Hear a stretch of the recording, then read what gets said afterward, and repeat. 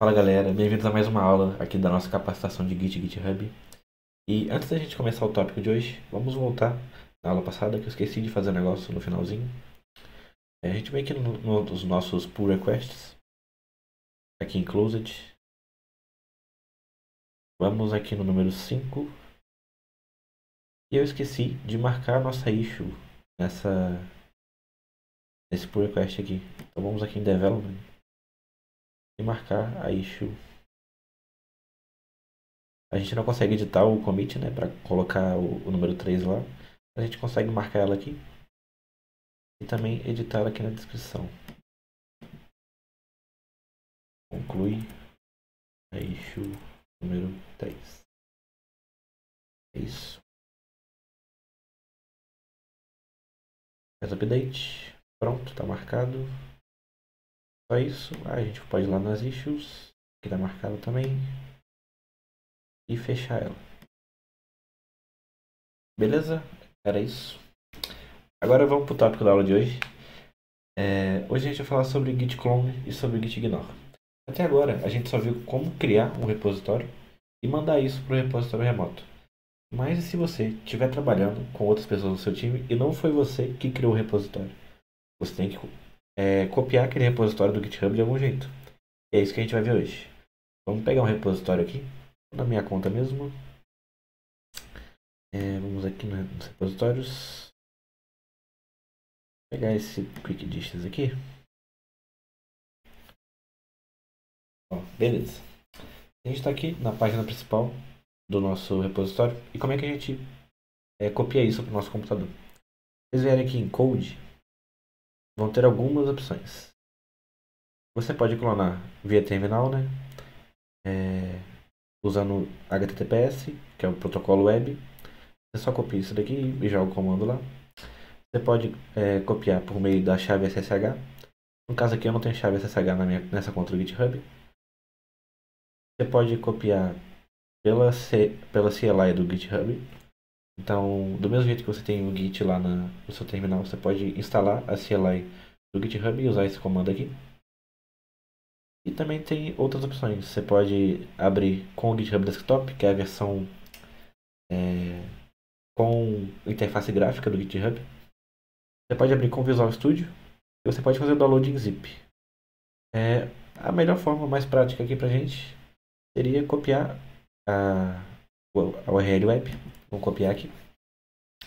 E aí a gente vai criar uma pasta para colocar esse repositório. Aqui na minha área de trabalho, vou criar uma nova pasta. Chamar de Quick Dishes. E aqui a gente abre o terminal. Pronto, tem que ficar no terminal. Opa, deixa eu puxar aqui. Pronto, tem que ficar no terminal. Vamos abrir isso aqui com VS Code. Code ponto.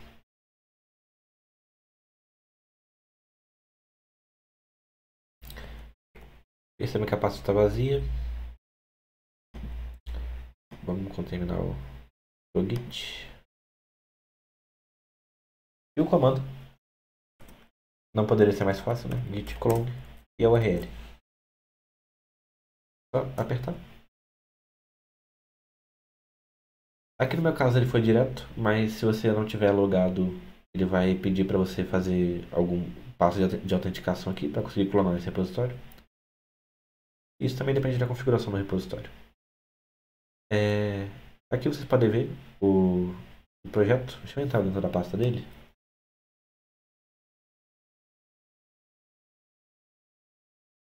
Abrir isso em outro terminal do VS Code. Beleza, agora a gente está dentro do projeto. Aqui vocês podem mexer no seu projeto normal, fazer os seus commits, fazer seus pull requests. Então, o GitHub, o Git clone era basicamente isso. Agora falando do Git ignore. O Git ignore ele é um arquivo especial do Git que diz para o projeto quais arquivos ele deve ignorar e não deve mandar para o nosso repositório remoto. Isso é útil em alguns casos. Deixa eu abrir o Git ignore aqui para vocês verem. Vocês podem ver que tem algumas nomenclaturas, alguns padrões que ele segue por aqui. Começando por aqui. Vamos pegar o exemplo da Node Modules. Essa pasta aqui, vocês vão estudar isso lá na capacitação de Next, mas essa pasta ela guarda todos os arquivos binários de tudo que você usa no seu projeto. Então, tudo que você instalar de dependência para usar no seu projeto vai ficar aqui. E essa é uma pasta muito pesada. Ela pesa, sei lá, 200, 300 MB por projeto. E isso não é legal de você ter que ficar subindo no GitHub toda hora. Ela ocupa muito espaço. E você pode, no contexto do projeto, de um projeto Next, você pode baixar ela toda vez que você quiser. É só você vir aqui, por exemplo, né, digitar npm install.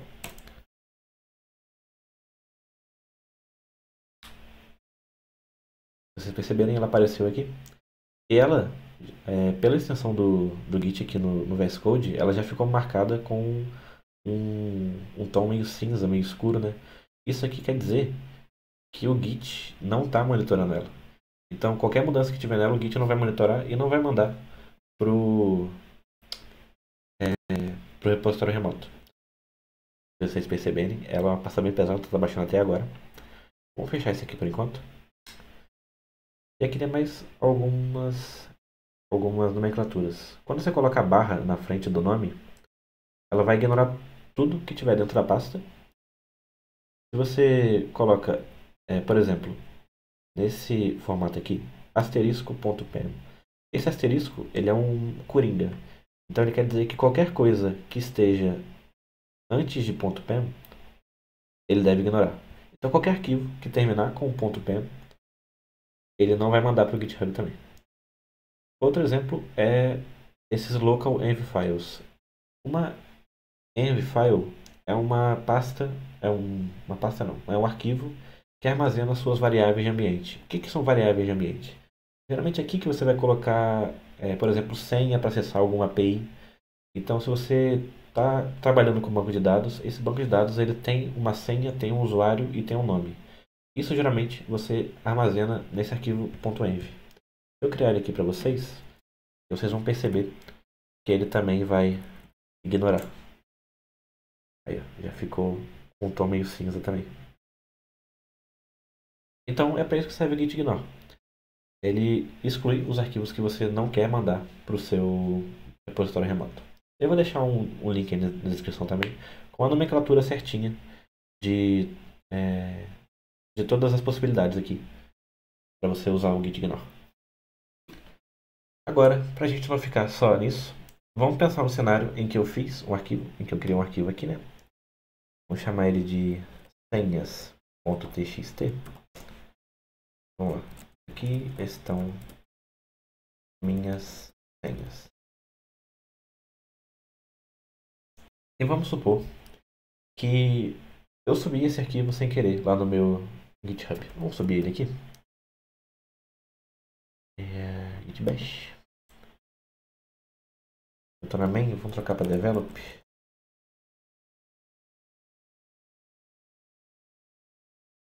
Beleza. Vou apagar esse arquivo aqui.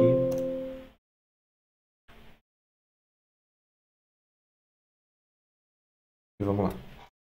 Vamos adicionar. Fazer o commit. Adiciona senhas. Só para ilustrar mesmo. E vamos mandar isso lá pro GitHub. Beleza, enviou. Aqui no GitHub, se a gente atualizar. E for para branch develop. Está aqui nosso arquivo senhas.txt, que não era para estar aqui, obviamente, porque é um arquivo de senhas, né? Então vamos remover isso aqui do GitHub agora, né? Vamos lá no nosso VS Code. E vamos lá. Como que eu removeria isso daqui? A solução simples, meio óbvia, né? É você colocar o nome do arquivo aqui no git ignore. Senhas.txt. Percebe quando eu fiz isso e o arquivo salvou? O senhas.txt continua em branco. Ele não ficou opaco, ele não ficou em tom de cinza que nem o Node Modules. Então, o que aconteceu? O git ignore não funcionou? A resposta é sim e não. O git ignore serve para dizer para o git: não rastreie arquivos com esse padrão quando for adicionar novos arquivos. Mas se o arquivo ele já foi adicionado, você já comitou o arquivo, já fez o push para o repositório, o git ignore não tem mais efeito sobre ele. Porque, fazendo uma analogia, é como se o gitignore ele fosse uma lista de uma festa de não deixe entrar. Mas se o seu arquivo já entrou na festa, ele não vai ser expulso da festa só porque você colocou o nome dele na lista. Concorda? Você tem que ir lá e expulsar ele. Então vamos lá, vamos ver como é que a gente expulsa esse arquivo do nosso repositório. Então, para a gente remover esse arquivo, vamos fazer o seguinte. Vem aqui no terminal, digita git, o comando é o rm de remove e o nome do arquivo, senhas.txt. Mas tem um porém.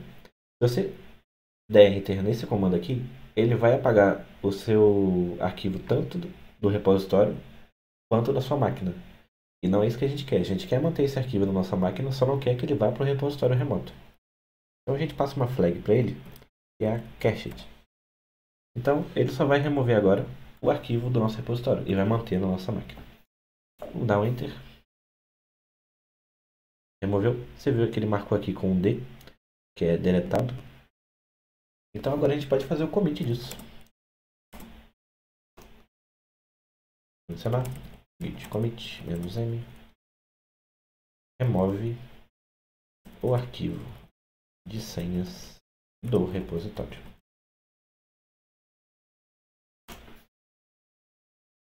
Beleza, fizemos o commit. Vou dar um git push agora.